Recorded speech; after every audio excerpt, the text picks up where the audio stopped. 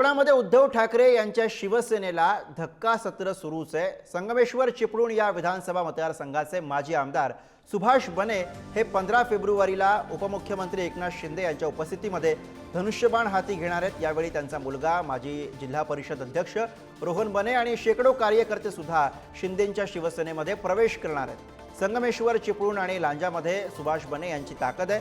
विकास कामांसाठी आम्ही शिवसेनेसोबत जात असल्याची प्रतिक्रिया सुभाष बने यांनी दिली आहे। मला धन्यवाद द्यावे लागतील उदय सामंत साहेबांनी। त्यांनी मला घेऊन शिंदे साहेबांकडे गेले आणि शिंदे साहेबांनी माझं म्हणणं ऐकून घेतलं। त्यांनी कोणत्या प्रकारचे आडवेळी न घेता मला पक्षात प्रवेशाची भूमिका स्वीकारलेली आहे। लवकरच आपला प्रवेश होईल।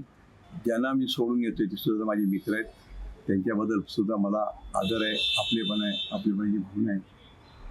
आम्हाला मिळालेल्या अधिकाराचा उपयोग त्यांच्यासाठी करता आला तोही करू।